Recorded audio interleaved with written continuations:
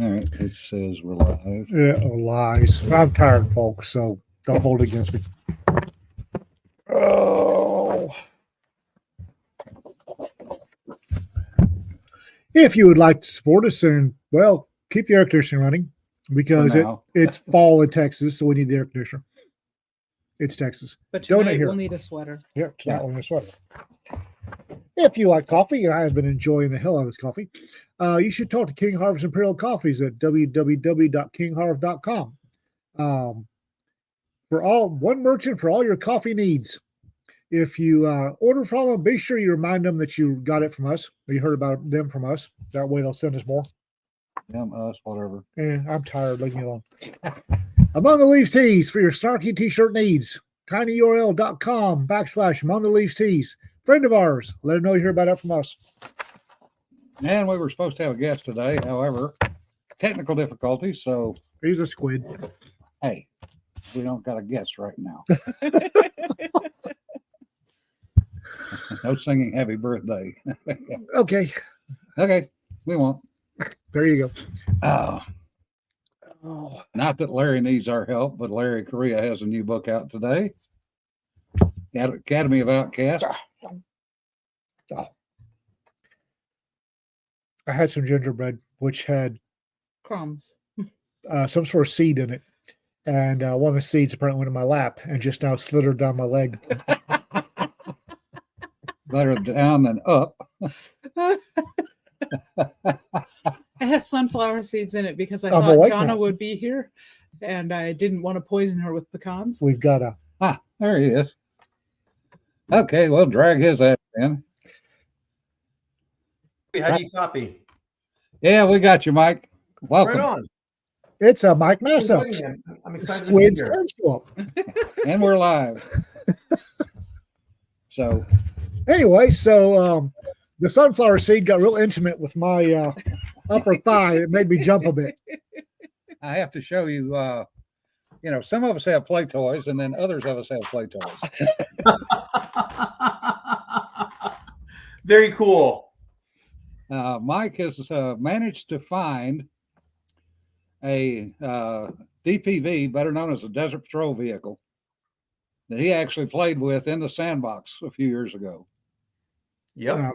This is a story I've got to hear.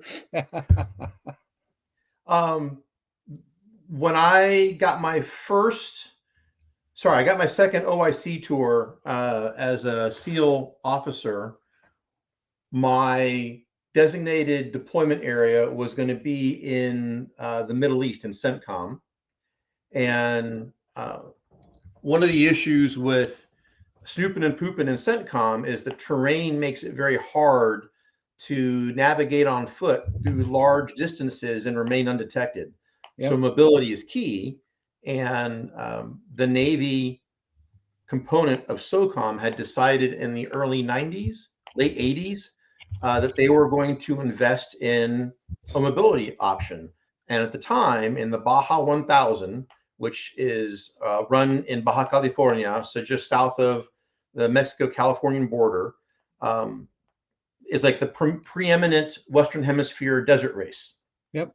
And at the time, there's a company called Cheneth based in Escondido, California, that had created a two-seater car called the DR2, a dune buggy, with a special high-tech suspension for the era. And it was crushing all the trophy trucks, all the pre-runners, just crushing them. And I think there was a 5 or 6 year stretch where the trophy trucks were beat in all categories by these dune buggies. Everybody had to have one, and it coincided with the period of acquisition. So the Navy bought 13 or 14. Yeah, there we go.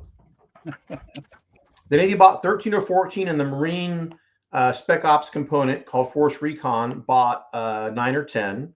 And I took the way you would learn how to work the cars, because we weren't all mechanics, is you would go to the Escondido factory of Cheneth and you would assemble from scratch a car. So you knew how it went together, because the engine is obviously important and it's what keeps the car running. But the heart of the capability of that car is the suspension. In particular, in the era, a trailing arm torsion bar suspension was unusual. Yep. And in addition to which, each rear swing arm or lift arm, if you will, had not 1, 2, 3, but 4 Bilstein shocks. Yep. And so we added a third seat for the gunner. So it was driver, navigator, gunner, or if you prefer, driver, commander, gunner. And the cars were good with fuel bladders and fuel cells for about 550 miles with a full load. Empty, they're about 1,200 pounds. Loaded, they're getting close to 2,800.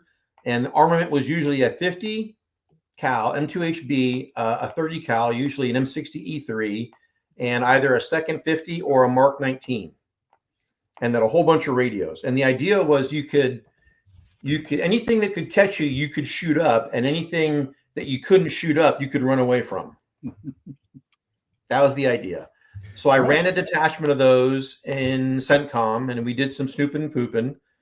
And SEAL radio discipline in that era was probably not all that it could have been. And so people would call in from their cars and they'd assign themselves some goofy name, a girlfriend thing. You know, it's like when have you guys ever heard of phase names where you hit a different part of the operation and alphabetically, you know, it might be cities. It could be Abilene, it could be Bronx, it could be Chicago, it could be, you know, ABCD cities, right? Or your girlfriend's names. It could be Alice and Betty and Charlie and you know, whatever. So to ease the difficulty of the SEALs knowing what car they were in, we had all the cars numbered. Yeah. And right on the radio panel, it would put like it just like a big number. In our case, this car was car number 8. So when I'm scanning Facebook Marketplace and I come across this listing for a Cheneth 3-seater DPV, and they only made, as far as I know, 23 of them altogether. Okay. And you know, it's in the nature of SOCOM guys giving vehicles, you tend to use them up. Yeah. And then when they get no longer used, they go to the bombing ranges to get blown up or made into drones, right? Right. I got the 3-seater, and I went out to check it out, and he'd been doing a restoration, and he stopped, and he had a big box of parts, and I'm going through the parts, and I pull out a radio panel, had number 8 on it, and I went, son of a bitch. So that's how I knew it's one of the cars that I drove. So I had to have it. You know, the universe was giving me a moment. I didn't want to F it up. Yeah. And until last Friday, it was sitting in my garage, and I'd done things like brake lines and brakes and calipers. I dismantled the fuel cells, cleaned them out, put in new foam. For listeners that don't know why you would put foam into a fuel cell or a gas tank, is the motion of the vehicles is so violent that the fuel is often heavily aerated, lots of bubbles, and the pickup would then suck the bubbles into the fuel system, and your ignition system wouldn't work properly. Your carburation wouldn't work properly. So the foam keeps the aeration from occurring in the bottom half of the fuel cells. I replaced the suspension front and back with the exception of the torsion bar, because I don't know if any of your listeners have ever worked with a really serious torsion bar, but you basically take a 2-inch thick piece of steel. It's about 3.5 feet long. And then you socket it with splines into one end, and you put a bar on the other end, and you twist it. Yeah. And then you put a wheel on it, and the twisting motion, if it wants to be relieved, pushes against the ground. And that's your primary suspension, and the shocks dampen the oscillations. It's probably the most dangerous part of assembling that car is pre-tensioning the torsion bar and getting it loaded and putting it down, because it wants to fly. And the guy's like, look, if it all goes wrong, the last guy holding it is going to suffer. So it pays to let go early. Yeah. If you're away when it flies, woo! So I'm trying to restore it so it's in its original operating condition. And I did some pricing. It turns out you can buy a fully papered, fully automatic, fully legal in 46 out of 50 states M2HB for about $20,000. It's actually cheaper than getting an M60 because it's so expensive to run, and you can't, hip shoot it and look cool. No one wants a Browning compared to having a an M60 or other light machine gun option. I beg to differ. I would prefer the M2 actually. As would I, but you and I are gentlemen of taste and culture and distinction. Point. And at our age and with our knees' health, we prefer to be in a vehicle in a shooting, not necessarily walking in and walking out. No. If I got to ride there, death before dismount. That's why I like sniping. Right. I like to lay down and get comfortable. Well, if we are successful in our relocation strategy, and the vehicle will be done long before that, but I will offer rides at the next LibertyCon. Hell yes. Yep. Although I'm not confident that I'll be able to mount the gun and leave it out front of the hotel. No, the hotel has dictated no vehicles there because it interferes with ingress and egress. Yeah, that's Brian Nad got bit with that one. Yeah, I think he's. Oh, Brian. Well, so Brian just he parks the zombie truck out there, and they didn't seem to have an issue with it. No, they did. The next year, they did. He was specifically told he was not welcome. Yeah, Wow. He was a little frosty about that. Yep. Maybe they'd feel differently if I had a mounted and belted up 50 cal. I'm sorry, you. Yeah, shunk. I'm sorry, I couldn't hear you over the challenge of the round. Came right around here.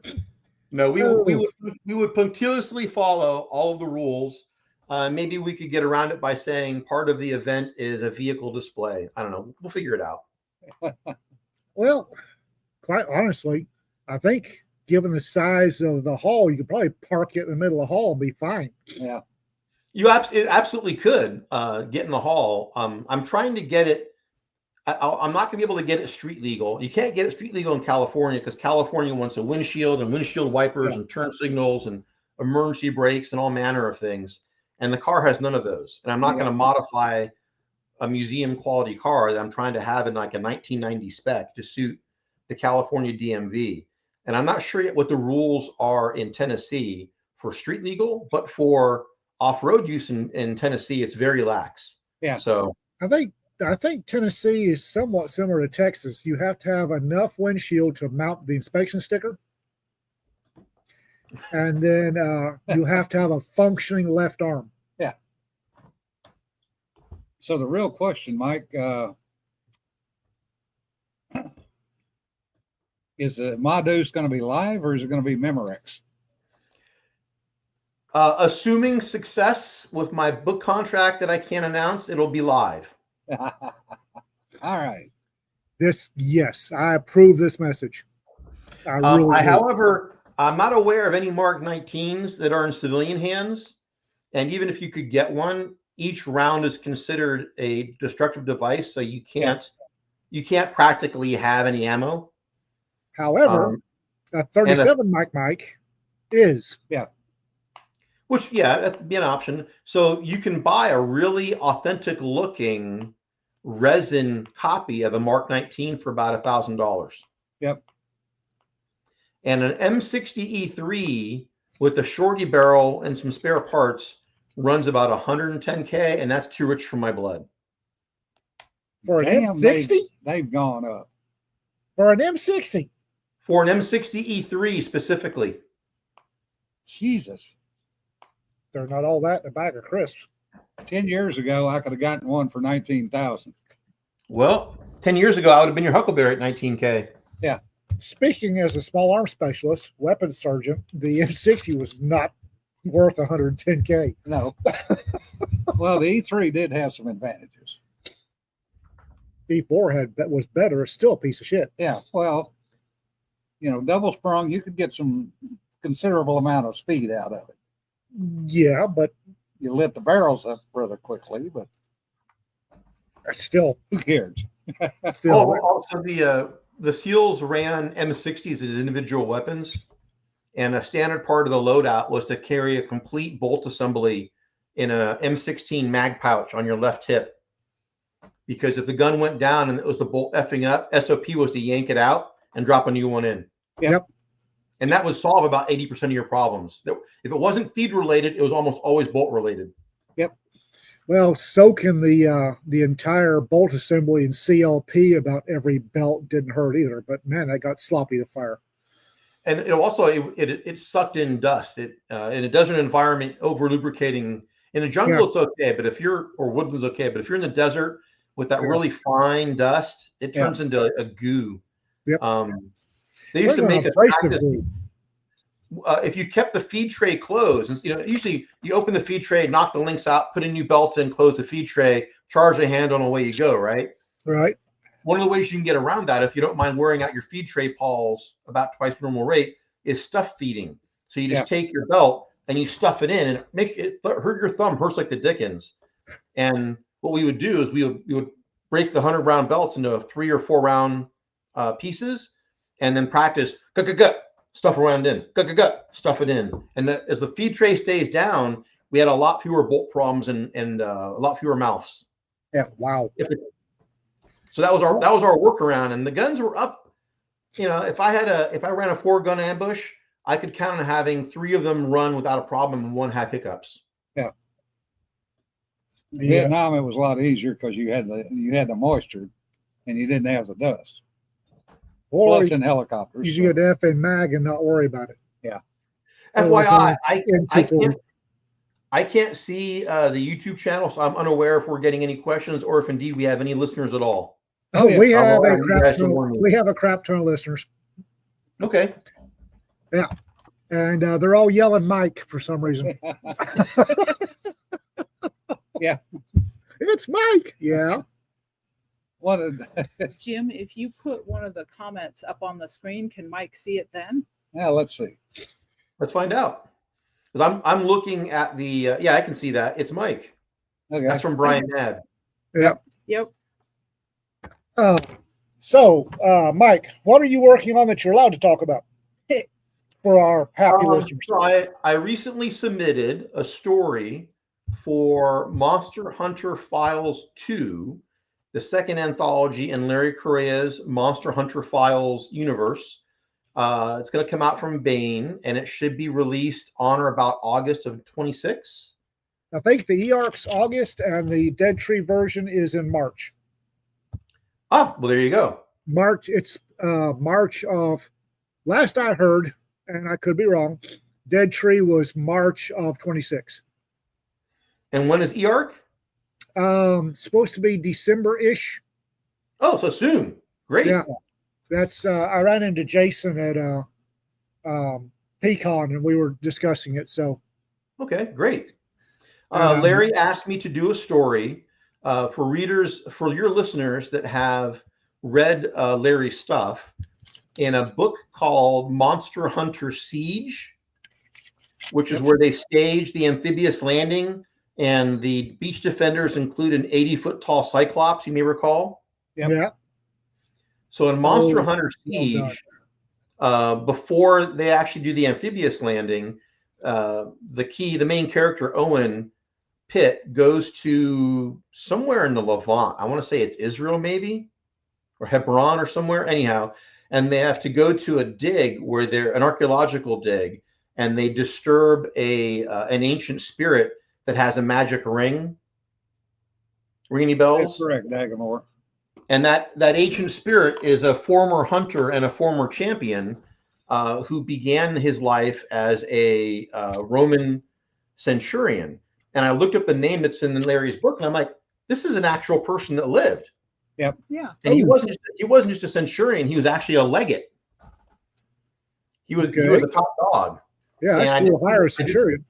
Yeah. So I did some research, and he was the guy that was chasing the Jewish forces, the Israelites, south and taking city after city. And he was the guy that was going to lead the assault on Masada, which we all heard about. Yep. And I forget the city that they took before Masada, but between that city and Masada, he mysteriously died, and the second in command took over. And the second in command was very cautious and not nearly as aggressive, and it afforded the defenders a chance basically to pull the defenses up after them. And the siege lasted a year and a half. Yeah, something like that. So my story is, how did this guy go from being a legate in which is the leader of an entire legion, if not a battle group of legions, reporting to the emperor, to being a hunter. And so this is that story. And the feedback from it was strong enough that Larry placed it as the anchor. So it'll be, I think it's the last story in the anthology. Well done. And there may be further work in that universe. We'll see what the reader reaction is to this character. His name is Sextus Lucilius Bassus. Huh. And he was a real person. Yep. That's the same anthology that was 2 years past the deadline before I got it turned in. Yeah, I turned my story in like 18 months ago, and then waited and waited and waited. And then I kind of forgot about it. And then Jason came back. So yeah, I'm like, oh, we're still doing this? Okay, cool. Yeah. So I'm working on that. I'm also working on a short story for another anthology. And I've got a signed contract so I can say which one it is. It's for a John Ringo universe called, I call it the Maple War universe, but I think it's called Live Free or Die. Oh, Okay. yes. Oh, well done. So John's doing an anthology in that. Good. And his editor for that is Gray Reinhardt. Oh, well done.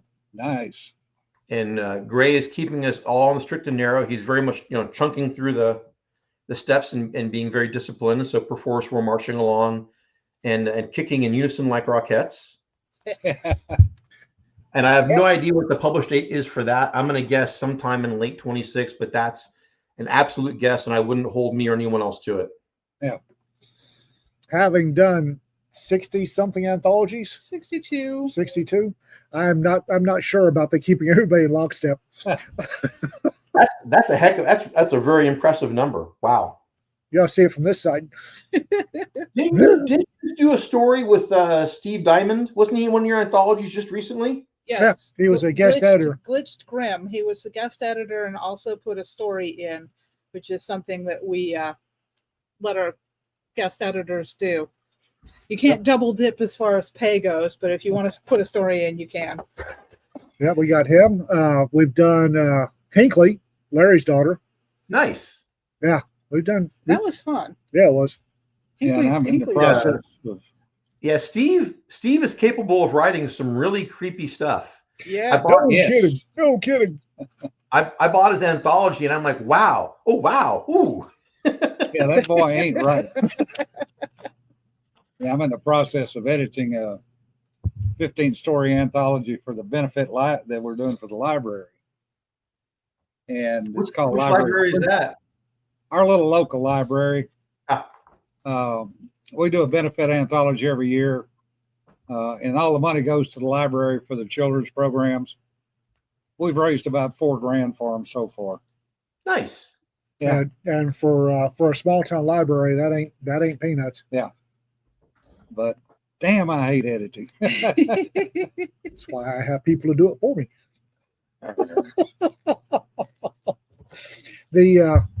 The Monster Hunter Files antho that Mike is referring to has been interesting. That thing's been, watching how traditional publishing does it has been an education. Oh yeah, it's all hot and cold. I've been in two, one of which never made it to print, one that did. And it's very interesting. It's very much different than working with a small press. It really is. This is my 5th or 6th or 7th anthology entry in a Baen published book. Yeah. And I've also done a couple small press. I did a story for a guy called Peter Nealon. Yep. Yeah. We did. We know Pete. Yeah, we were in the same anthology. Spot I think we were. Yours was the story about the guy that's the hitman in the Middle East. Yep. Yeah. In That Morocco. was a good one. And I knew the dolphin you were writing about. And he knew me. Yeah. In the biblical sense, no less. I wasn't going to go there. That was actually mercifully, he only cared about my armpit. Yeah. and I was grateful. And they still cannot get rid of him. He will die in the pens down there. He can't die soon enough. I will go to his funeral. So you want to know how you're an old guy? It kills me to admit this. So Bud's classes are numbered sequentially from 1 to whatever. Yeah. Uh-huh. And it's a big deal when 100 classes go by and you go, it's called your centennial class. It's whatever your class is plus 100, right? Yeah. My double centennial, class 369, will be graduating in a few weeks. Damn. Yeah. Yeah. Well, the global war on terror kicked all special operations into pipelines into high gear. Yeah, they were going through a lot of people. And not always for the better. I saw a note, and mercifully it was from more than a year and a half ago, and I think the issue's been beaten down. But there's a streamer who's both a Midwestern cop as well as being an Army drill sergeant. His streaming name is Angry Cop or AC. Yeah. Yeah. Sergeant High. And when you watch a streamer, occasionally they'll throw up old videos and you just click on it. I didn't realize it was an old one. And he was talking about how the Department of Veterans Affairs was responding to a congressional inquiry because the benefits accruing to disabled veterans are considered to be disproportionately and unfairly high. Yeah. Yeah. And I began to get really fired up. And I immediately begin, because when you're on the internet and you're watching things on the internet, things that make you really, really happy or really angry are usually designed to do exactly that. So you have to chill, take a breath, and check primary sources, which is how I learned that this was an old issue and nothing ever happened. But for a solid 90 seconds, I probably had seriously high blood pressure, like dangerously so. Yeah, no kidding. Yeah, Richard High out of Buffalo, New York. Good guy. Yeah. He's currently doing really bad things to the Buffalo Independent School District. Yeah. I read about that, and I am absolutely astonished he pulled that off. I confess, because we've been doing remodeling in our house, I prefer his series called This Old Crack House, if you're familiar. Yes. Yes. He bought a home in bad condition, just like it says in the label, and they've been renovating. It's taken about 1.5 years or 2 years. But the first few episodes were great. One of the former inhabitants had set up like his little, let's call it sampling station, where he had his paraphernalia. Also included a plaster cast of Jesus. Oh yeah. Okay. The jokes write themselves. Yep. That they do. We had folks moving here from somewhere else, and they were looking at houses, and they were all sorts of happy about this house, and came to tell us about it. And I went and looked and said, oh, they replaced the door. And she said, what do you mean replace the door? So when I took the door down with the battering ram, I didn't think, why did you knock down the door? It's a meth house. Yeah. That's why it's so cheap. Yes. Yeah. Let me look at the rest of the addresses before you go look at these houses. The criteria became, has Ian kicked the door down on that house? No? Okay, you can go look at it. Rita has... Today has been a good day so far. I was able to get some good work done for my professional colleagues with my employer. And then I also got calls from 2 of my 3 sons. One of them, former Navy sailor, has a friend who's an active duty Royal Navy sailor. And 5 days ago, that guy who's been out of contact finally got back in contact. And he was a sailor on board a Royal Navy nuclear deterrent submarine, one of the Vanguard class. Yep. And they just came in off of a 203-day long patrol. Ooh. Oof. Ooh. Well, it sucked to be him. And having done a nuclear deterrence patrol as a midshipman, when I did 67 days consecutively submerged, I can't even wrap my head around 203 days. This is why I'm really glad my son did not get the Jimmy Carter. Yeah. Well, they don't spend it all submerged. They come up to the surface. Mm-hmm. Well, the Carter does. But if you're in a nuclear deterrence boat on mission, you don't surface. No. It depends. Maybe they changed the rules. Back in the day, you sure didn't. But yeah, maybe it's changed. this is why I went Army. Yeah. Is like, one. But anyhow, his friend pulled in, got back in contact, and said, "I need to get this out of my system. I'm going to come vacation in the United States. Where are you going to be?" And my son won't be available, so we offered to host this sailor while he's in the West Coast. All So he right. has a safe forward operating base. So we'll be hosting a Royal Navy nuclear power trained sailor who's fresh off the boat. That'll be fun. The phrase "I need to get this out of my system" makes me nervous. Just a little bit. Yeah, now you talking about the buds classes. Friend of mine's buds class 55. Whew, he's And getting on. yeah, he was the SEAL that was planning the amphib landings in Kuwait in 91. When Is his name Schwarzkopf, Vic Meyer? nope, Larry That can't be Larry right. Lambert. Larry Lambert. Huh. I'm sure I've been up because I was there for that, and but I was very junior. Yeah. So maybe I'm just forgetting the names. That could very well be. White-haired guy. Bud's class 55 either means white hair or no hair, Jim. Yeah.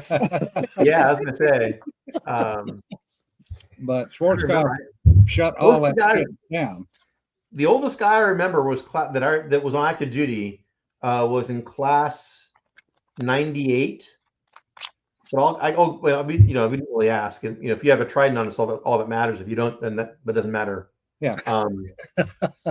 When you're a young active duty SEAL and you have your trident, Yeah. the size of your ego fills the available volume around you, whatever it happens to be. I've been out for a whole lot of years now, and that goes for a lot of young men, Mike.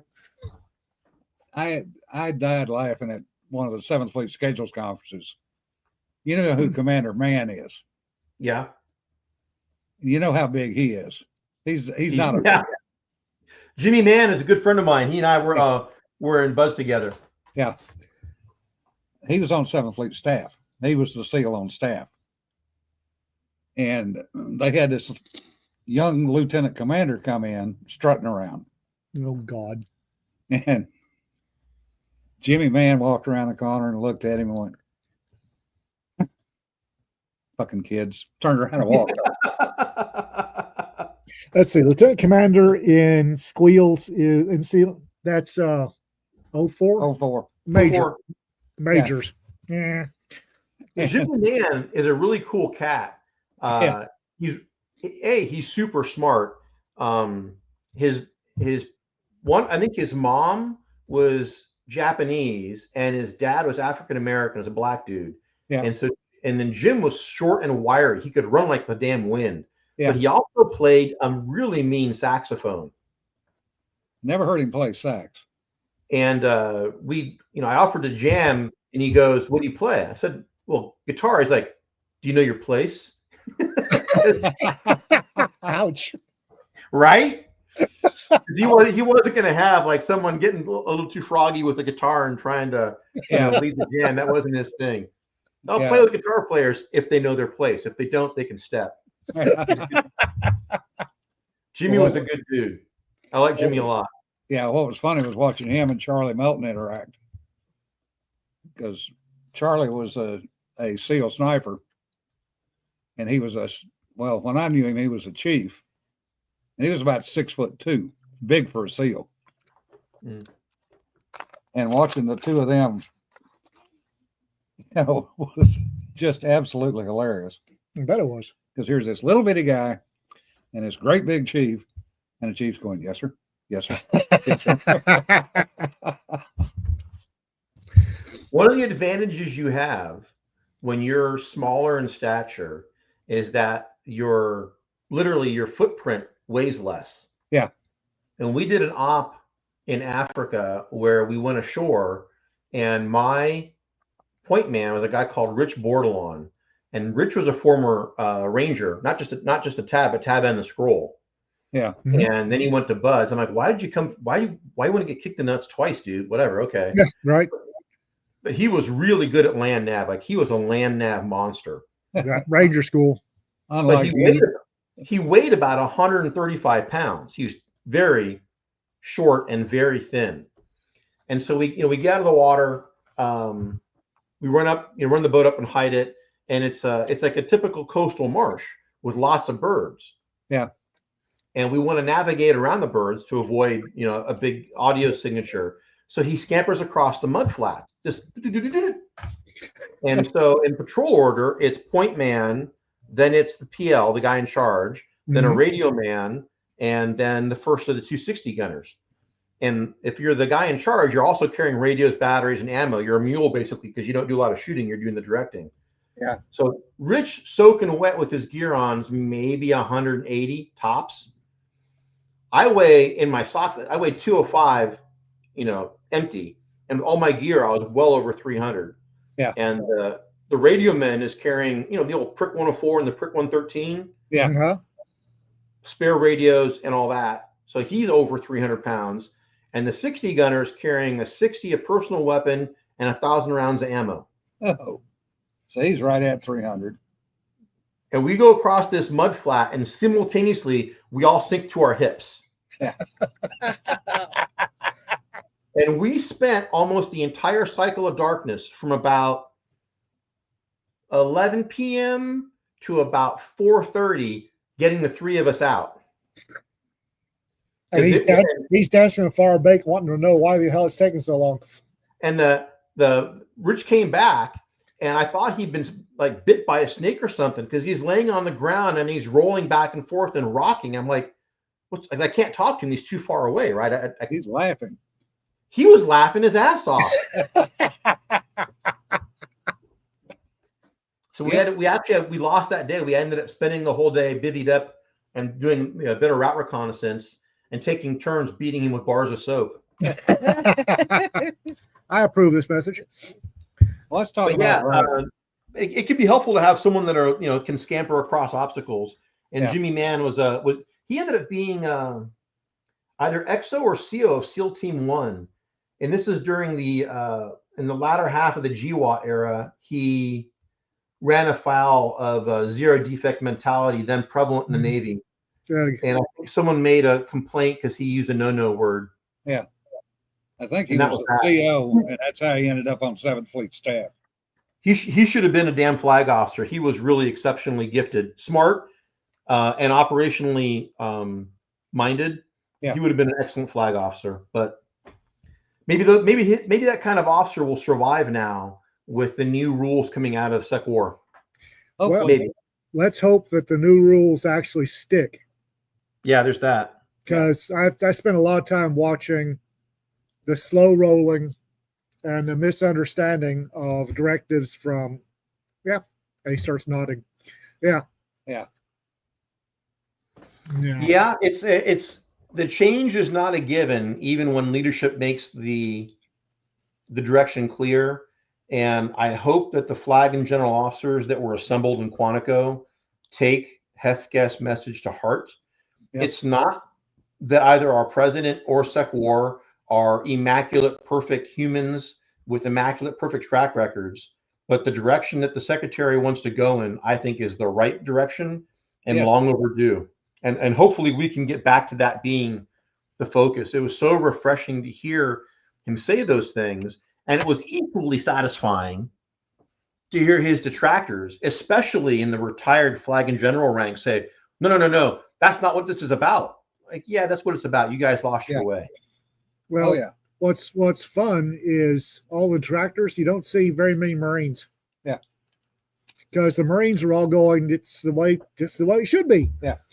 But I personally think that he got to speech a little too soon. I would have been a lot happier if he'd split all those guys up into groups of 10, had them pull marbles out of socks, just to get everybody in the right and hand the other 9 4-foot pieces of rebar. Yep, just to get everybody in the right headspace. Because I'm furious. I'm quite honestly furious at a large part of the military. There's been a lot of really dumb stuff and aggressiveness beaten out of people. Yeah. Well, part of what they did too is to boot out all the mid-grade. officers and the mid-grade enlisted that had combat experience. Those are the people they targeted and pushed out. I don't understand. I don't understand the concept of aggression in a military leader is bad. When you're playing What political was the games, name of that British admiral who lost the battle to the Dutch in the early 18th or late 18th century? What was his name? oh God, You know what I'm referring to? yeah, The one relieved for lack of aggression. yeah. Yeah, and then he was hung at Spithead during a fleet review. And the decision given by and I forget the name of the cabinet position, whoever the first lord of the Admiralty said the reason we did this was to encourage the others. And Yep. interestingly, from that time and for the next 100 years, you could not fault British Naval Officer Corps aggression. They were aggressive to a fault. I mean, look at Nelson, the crap that he did. Which led the Royal Navy being the finest fleet on the fleet on the seas. Yep. Can you imagine being Nelson? Again, talk about another guy who's really short, in this case also missing an arm. Can you imagine being Nelson, and you order your fleet in 2 divisions in line ahead to steam into a broadside face formation for 1 hour and 40 minutes before you can fire a shot in reply, just so you can close the distance? That's how aggressive they were. Oh my God. Remembering that Nelson, having lost an eye in the service of England, whenever he was faced with orders delivered via flags that he didn't agree with, he put the telescope to his blind eye and say that he couldn't read the. I can't see those flags, man. I do not get the message. Keep doing what I told you to do. Yeah, he did that specifically at the Battle of the Nile, as I recall. Yeah. I do not see. It's like that's wrong eye, boss. I had a chance to visit Victory as well as Mary Rose and Warrior at Portsmouth when I was living in the UK. Nice. And they have his uniform, the one he was wearing when he was killed, on display in a mannequin. Although I'm not sure if that's in Portsmouth or if that's at what's the name of the place that has the Prime Meridian? Greenwich. I think that might be in Greenwich, actually, at the Royal Naval Museum there. For a brief time, I saw it at the Imperial War Museum in London. And if you've never been to the Imperial War Museum, holy crap. Oh, I had been to the IWB, and what's even better is it's on the grounds of Bethlehem, for lack of a better term, Madhouse. Yeah, Bedlam. So I'm gonna put a provocative idea in front of your audience and see what they think. Oh noes. This is a great time to do it because it's specifically about the UK and museums. What happened to all the really amazing museums and artifacts that were in places like Afghanistan, Syria, and Iraq? Directly, the Islamists got control of those facilities. What did they do? Mm-hmm. I'm aware. Cairo, the National Museum at Cairo, which was world class and designed by English. I have pictures of what happened National Museum at Cairo after Arab Spring. So I don't think we're not there yet, but the UK has an amazing collection of museums and artifacts which are extraordinary, just extraordinary. And while I think it's unlikely, depending upon what they do with their immigration policy, it is not beyond the pale that a fundamentally oriented government in a generation could be in charge of all those places. That's not an impossibility. I'll do you one better, Mike. There are efforts that have been going on for the last 10 years by voices in the UK government about repatriating all the stuff held in British museums. It's more than efforts. They have been sending massive amounts of stuff repatriating back to places that I know rather intimately and think is a very bad idea to send it back. Well, if you want to get rid of it, it will get liquidated for sure. You betcha. Yeah. Well, and that's actually the best thing that'll happen too if they send it back to some of these places, is that it'll get sold off. Yeah, I I was And because if it doesn't get sold off, it's going to be destroyed forever. I'm an online archaeology group, and they were, all this stuff's going back to wherever. And I said, well, hopefully some grave robbers will raid the museum and sell it back to you. And oh man, the outrage. Oh man, the outrage. I said, do you know that when we invaded Iraq and the grave robbers hit all those museums in Baghdad was the best thing that could have happened to those museums? Because that stuff was valuable in one piece. People would buy it. What they left behind was destroyed, was literally jackhammered, if not explosively destroyed. Yeah. Yeah. Those two ancient Buddha carvings in Afghanistan. Huge ones. Oh, huge and ancient. And the Taliban outright pinky swore that those would be safe. They broke a pinky swear. Oh. It was terrible.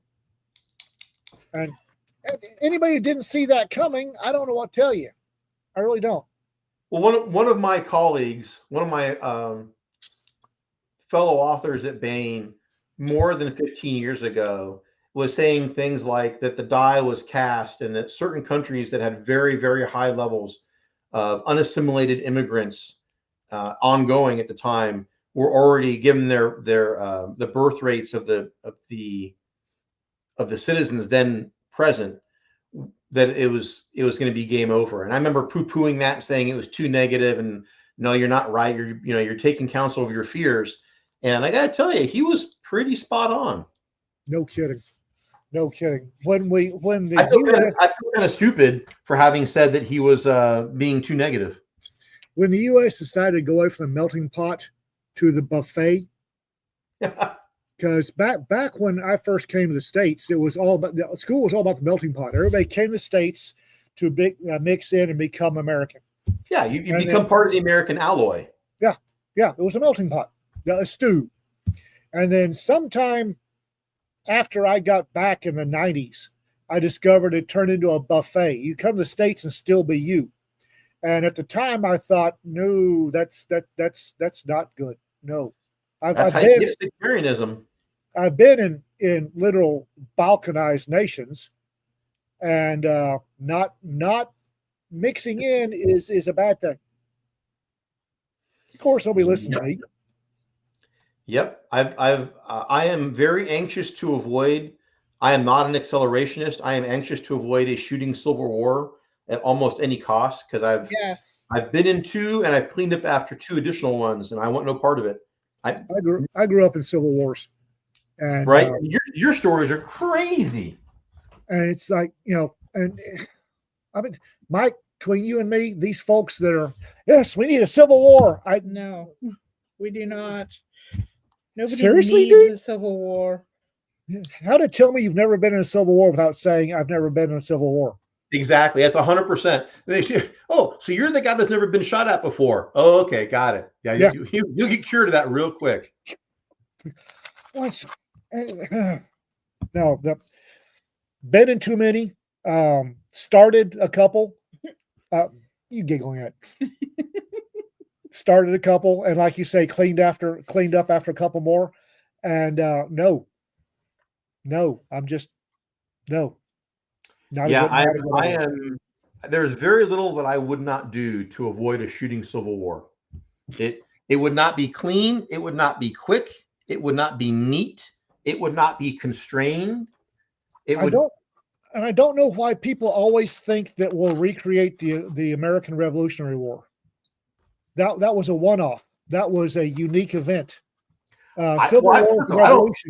I don't think the American Revolutionary War was particularly clean or neat. How many of the signers of the Declaration of Independence lost their ass? Well, yes, but it was unique in the fact that the country as a whole was better off once the bang stopped banging, the body stopped bouncing. You can't say that about a lot of revolutions, civil wars. Things are usually worse off. It's just I guess if you were in the North during in the aftermath of the U.S. Civil War, you might have regarded it as better because the industries really took off during the Reconstruction. and the reductions in freight costs because you didn't have commerce raiders at sea. So Yeah, maybe, but the lack of maybe people, the lack of workforce, made it not as comfortable as they might have wanted. I obviously I wasn't there. I don't know. I'm just sort of I'm We can ask reaching him. for examples, but No, um, yeah. Crossed fingers we're able to head that off. I think um, there's lots of opportunity to do that, but I'm not encouraged by some of the polling, which suggests that some demographics, especially younger and more affluent demographics, seem to think that in some circumstances that fighting is better than talking. well, that's because they're young and dumb. I've talked to a lot of young folks that think with pardon my French, Cedar, the other head, and are just they've got this mental image, this romantic mental image of they'll go swinging in and single-handedly defeat all the bad guys and then ride off the sunset with the pretty girl.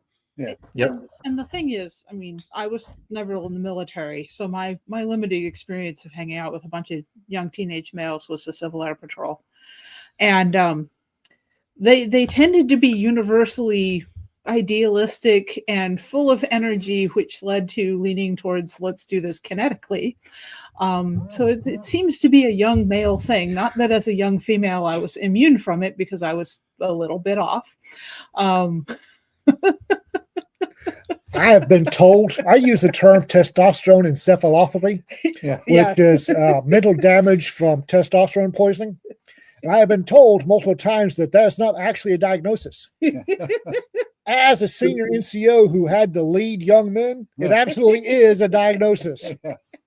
On the topic of writing and the genre and how this applies to our larger discussion, Pornell and Niven wrote a series of books about a mercenary, but it ended with two books, one called Go Tell the Spartans, and the other, the end novel in the universe was called Prince of Sparta.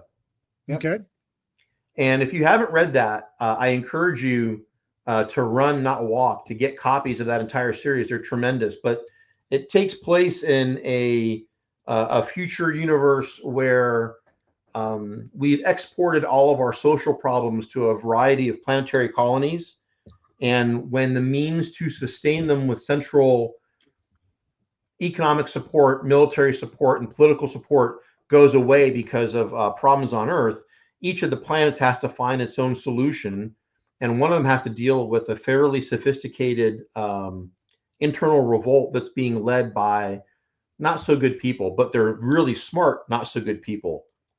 And a lot of the things we're talking about, how does a civil war, how do you head it off? And then once something's coming, how do you win it with the least amount of cost to both sides? Because in the end, you have to live with whoever you vanquish, because killing them all, Yep. isn't something you can do and remain anything like the civilization you were before the hostilities commenced. Yep. But I Falkenberg's commend it to your Legion. attention if you haven't read it. Niven and Pornell. Yeah, Falkenberg's Legion. There's somebody did a French Foreign Legion in the future in space. William C. Dietz, I think, but don't quote me on that. Yeah, Billy Dietz, and I think he even included cybernetic soldiers in that. Yes. Yep. Yes. And he had a pretty good, there were a couple of the books in that series where the Legion was cleaning up and had a pretty good representation of what walking through the aftermath of a civil war looks like. The Falkenberg series, and I don't remember which novel it takes place in there. So I think there's 5 or 6 novels in that series. But in one of them, a young idealistic academy graduate is compelled, because of the drawdown in the U.S. military at some point in the future, to join a mercenary group. And he ends up being a company commander and then a battalion commander. And they're on one side of a civil war of some other planet. And they after a lot of hardships, they roll into a village, and the village is cheering them, and they all feel great because, oh, we're on the side of the good guys. And there's some combat, and they end up losing, and they're being held as prisoners of war in the same village. and what they thought of as the bad guys come marching through, and the same villagers get up and cheer for the bad guys. Yep. Like, Well, oh, these villagers know how this shit works. Okay. Exactly. all you got to do is look at Bosnia. Congo, Yeah. Ad Somalia, infinitum.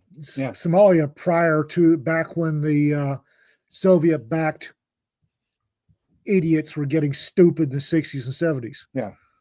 One of the guys that I used as a technical resource when I was writing with John Ringo in his zombie universe, and I've never operated an MRAP, but I needed someone who was savvy on MRAPs, and I got a hold of this guy named Josh. Josh was an infantryman, and then later an intel specialist. He recently relocated to Montenegro. Why? He says it's a little piece of heaven. He's married to a Montenegrin, and they live about an hour north of the capital, which I think is called Dubrovnik. Yep. But I'm not sure. It's about 45 minutes or an hour and a half, depending on traffic, east of the coast, not too far from Split, which is the next country north. City in the country north. Yeah. He says it's a little slice of heaven.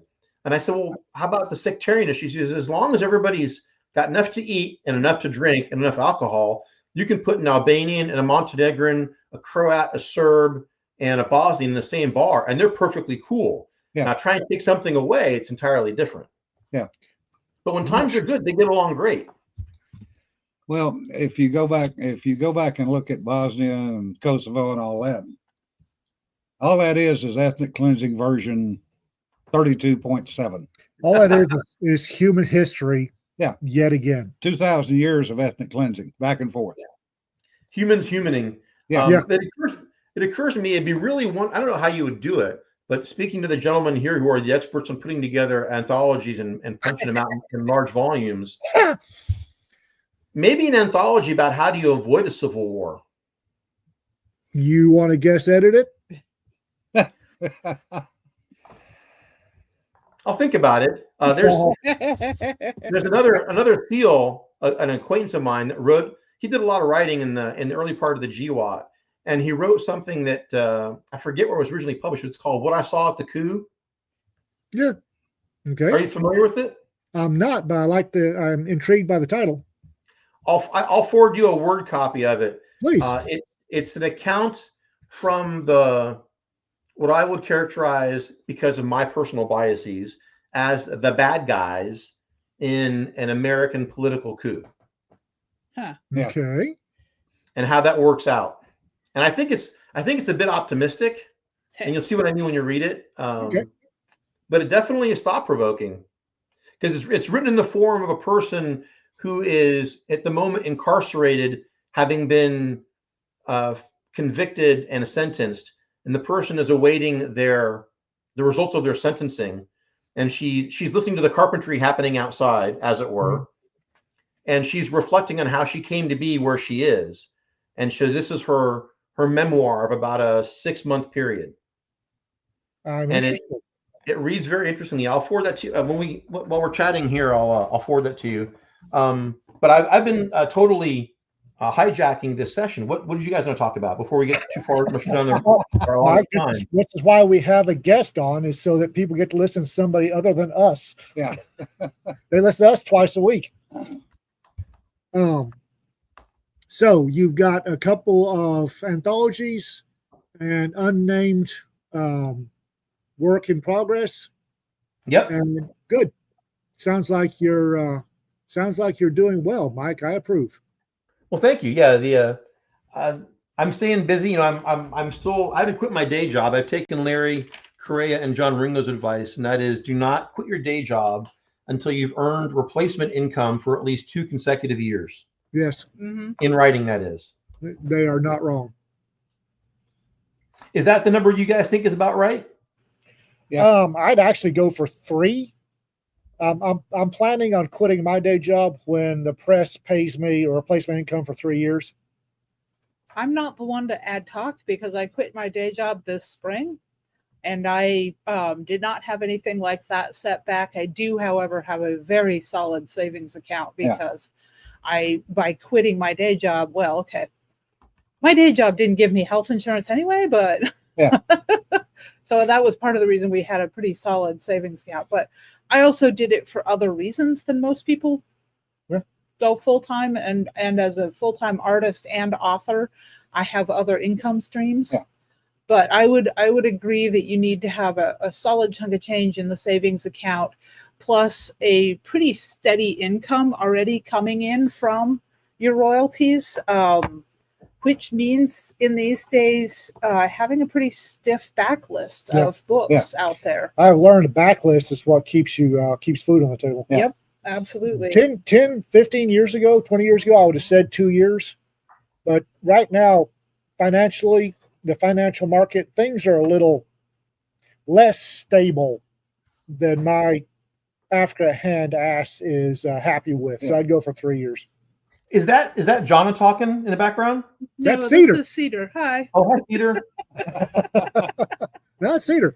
She hides off camera and does art. Yep, I'm drawing. This is what I do while we talk, because it helps me focus, because I have a scattered brain, but also because art is part of what pays the bills for me. Yeah. So I'm constantly working. I was being self-employed is you have to be working constantly.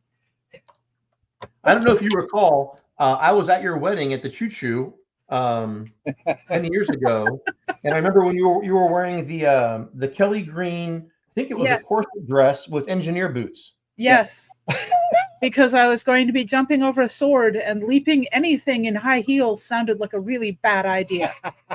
Plus, I've worn combat boots since I was 11 years old. I was about to say they're my comfort zone. The spectrum between high heels and engineer boots is you had wiggle room there, Cedar.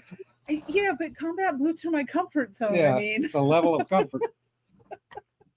No, I remember that. That was a great day. I remember that, and I wish we still had access to the Choo Choo. I was very sad when that got developed.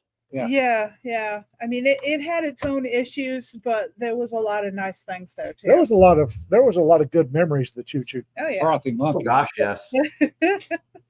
I can't call it the Frothy Monkey. It's the coffee shop. I still remember. For Jim and for Ian, I've emailed you separately that file. Okay. Thank you. The author's name is Matt Bracken, to credit him Oh properly. yeah. Oh. Yeah. Okay. Yeah, we know Matt. We know Matt. Oh, you know him personally? Professionally. Okay. I'd like to know him personally, and as soon as Rita can arrange, we'll probably have him up for dinner. But He lives in Orange Park, Florida. He's also a retired SEAL. Yes, yeah, that's how I know him. Yeah. He's about a decade older than I am. And he was in Beirut in '83. If you know your history, you know what that means. yeah, I do. Yeah. Better than a lot. Yeah. And yes, it's an interesting story. He's written a lot in that vein. I don't think I didn't get the sense that he was a proponent that be a desirable future, but it was an interesting exploration in the form of a very short-term memoir of a fictional character. Yeah. I looked at his much like I looked at Dave Drake's. You know, as a cautionary tale. Yeah, exactly. 1970s Beirut was such a lovely city. I've heard that from a lot of people. I've never been. I think it was Mike here that I wiped out with the story of my father and the rocket launcher. Yeah. And all the checkpoints. And that happened in Beirut. It was very cosmopolitan, very lovely city. And I got to go back later on, and sad, terrible, not good. When did you return to Beirut? I had folks asked, since I'd been there before, if I'd go and provide some knowledge. So I did. Have you been back to Africa? I drifted through a couple of times. Peter Grant's fond of saying that the American Intelligence Service never had a presence in South Africa, and I managed to hold my giggles down to a minimum. Yeah. Speaking of which, Yeah. Peter is down getting his staples pulled. I've never traveled in West Africa, but on active duty, I was in North Africa and East Africa, and then as a banker, I was in Jayburg. And other than Mexico City, the highest amount of security, personal security I ever had to get for myself was in Jayburg. Yeah. And you didn't get enough. Trust me on this one. Woo! Jayburg is the only place in South Africa I ever got to.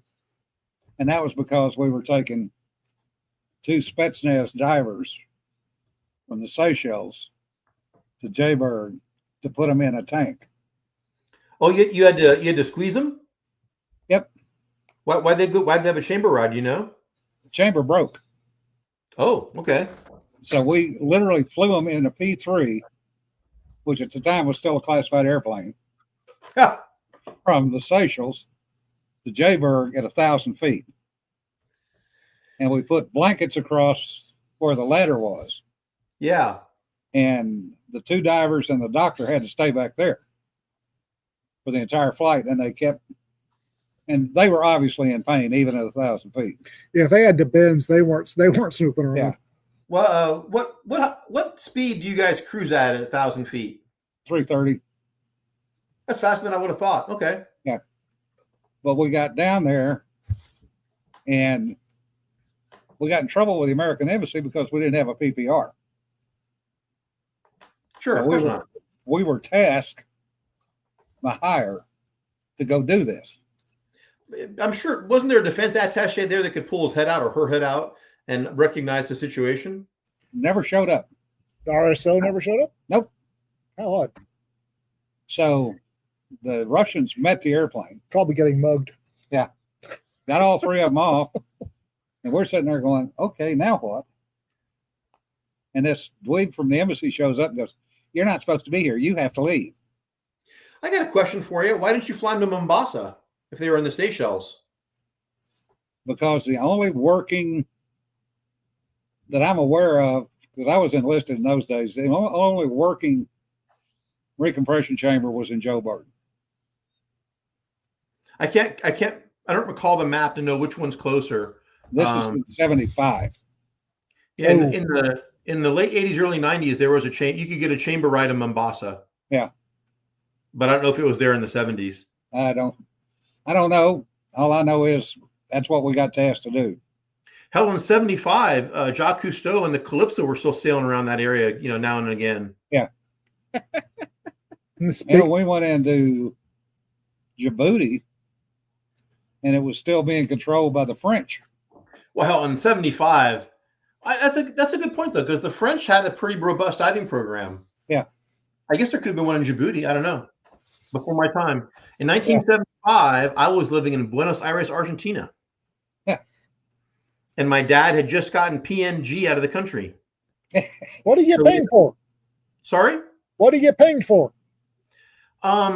He declined to provide to the ruling junta the plans for the next generation extended range fuel tanks for the U.S. provided to Argentina, A4 Skyhawk. Yep. For the chat, PNG or pinged is persona non grata. It's Yeah. how they kick you out of a country. Yeah. Not that Yeah, I've got several. to get yourself and your family gone. And because it was a particularly violent time in Argentine politics, Yep. Dad was highly motivated to get his wife and his kids out of there. Did So y'all hop the border or actually leave? Sorry? Y'all hop the border or actually take a flight out of the airport? Oh no, we actually flew out of the airport. Yeah. Dad had some friends in the military, so he had a Argentine military escort, and we got in an airline. The airline was called Braniff, if you know your airlines back in the day. Braniff with the pastel color scheme. Big orange. Our airliner, the livery for our Braniff airliner was a light violet. Oh, Yeah. And I didn't Really? appreciate how unusual that was. That is, I was all of 10 years old at the time. And I thought it was a great adventure. But we moved my mom and my dad, myself and my brother, who's still at home, and a dog, and 23 pieces of luggage. Because Dad wanted to bring everything he could, assuming he would, if he left it behind, he wasn't going to get it back. He didn't trust that the PCS move was going to go as it's supposed to. the amount of stuff that my family left in various countries over the years, has left some emotional trauma on my mother. So if you were to take a look, if you guys can see behind me, there's a lamp in the shape of an anchor. Yep. Uh-huh. That's Argentine. Then right next to it, you can kind of make out as a tall, skinny figure. Yeah. That's actually Don Quixote de la Mancha. And those are both Argentine sourced artifacts. Oh, nice. Yeah. And the flukes is an actual anchor, but the flukes on the anchor actually it's an actual anchor. Oh, Little bitty one. Yeah, that's for a Nice. dinghy, Yeah. for sure. nice. Well, folks, we've wasted over an hour of your time today. Mike, we need to do this more often. This was great. At your disposal, sir. I'm happy to help. Yeah. Truly appreciate it, Mike. Great to see you. Great to talk to you as always. And folks, we appreciate your being in the chat with us. We didn't exactly ignore you today, but it's our chat. It goes where it's going to go. So, Oh, quick one question that pops up. Mike, have you ever done an arms deal in a souk? I can neither Depending confirm how you define arms, yeah. There's another one. I've learned that some of the slang used in the souk, English slang, does not translate 100% to how we would use that slang. So when you ask to see the very finest chocolate they have available, you're not going to see a Hershey's related product. No. No. No, that comes from Dorothy Grant looking around. Peter and I and Jim were talking, and she said that she had just realized she was the only person in the room that never did an arms deal in the souk. So we generally ask folks from the spicier side of life, have you ever done an arms deal in a souk? And the number that say yes. No or at comment. least do not what's the- deny it. What's the statute of limitations on that? Does ATF care about shit 30 years ago? It's not the ATF got to worry about. It's the Department of State, and they're idiots. Because technically, I've got 2 more years to go to get to 30 before I can say it's all behind me. Yeah. So ask me again in 2027. We'll make All a right. note of that. All right, Mike. We'll see you at LibertyCon. Yes. Folks, Yeah, if not before. Yes. remember, All right, guys, don't thank you pet very sweaty much. stuff. Don't pet sweaty stuff. And Thanks we'll for see the you audience. Be Bye. safe, Mike. Thank you. Arrivederci.